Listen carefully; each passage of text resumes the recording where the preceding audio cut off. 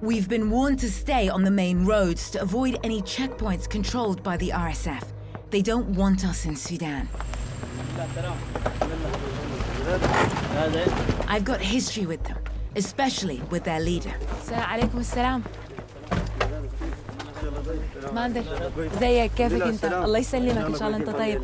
This is Commander Mohammed Hamdan. Mohammed Hamdan Dagalo, a former warlord better known as Hemedti, now commander of the RSF.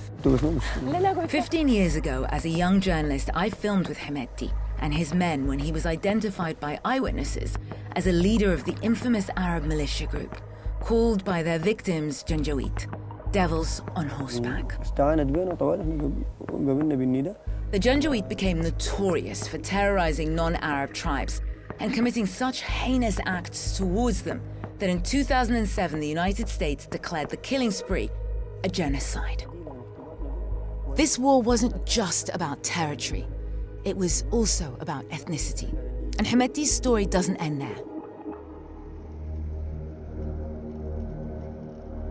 That well-worn playbook that Hemedti and the Janjaweed learned back then, terrorizing, raping, and killing, is now being used again in the same region, Darfur.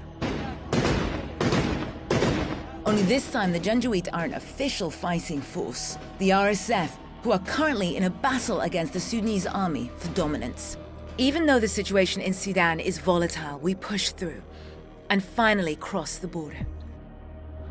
It's taken us about 3-4 hours just to get 3-4 kilometers up the road and to cross from the Republic of South Sudan into the Republic of Sudan. But we have done it and we're across the border, and honestly, I can't quite believe it. It feels pretty amazing to be home. We were asked to swap vehicles from the pickup trucks we were in to what's supposed to be a little bit of a more low-profile car with blacked-out windows. However, it's low-profile, but they're blaring Sudanese pop music. I think you can hear it in the background. Spirits are high and everyone's feeling good. We can hardly believe it. We've made it into Sudan.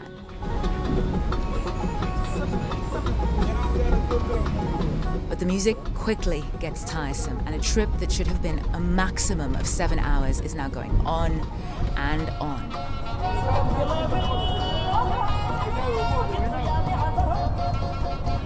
The longer we stay on the road, the more vulnerable we are to bandits, and as the sun sets, our situation becomes more precarious. To make matters worse, comms are intermittent, so it's difficult to pinpoint our position. I wouldn't say we're lost, but I know we're headed north, so we're going in the right direction. Whether or not this is the road that we need to be on is another point. I'm going to try and have a look at the map, actually. We've just been held at almost every single checkpoint, despite all the assurances we were given. It's now 10 o'clock at night, and we're still an hour and a half before our destination. Every moment that we are delayed, it gets more and more dangerous. And delayed again, and again, and again. It's past 11 o'clock at night, and our producer Barbara is trying to find the team a place to stay. Our hotel reservation was cancelled. We're 4 people, so even if it's like one room and we all sleep on the floor, it doesn't matter at this stage. Luckily, we managed to get in touch with a distant cousin of my father's, who allows us to bed down in her new, not yet furnished home. The team is exhausted. We need to get some sleep. The reason why we are here is this. Seen from aerial view, the displacement, the killing, the murder of those from non-Arab tribal groupings is worse than it has ever been. This is Darfur in Western Sudan. Towns and villages razed to the ground, disintegrated, disappeared from the map.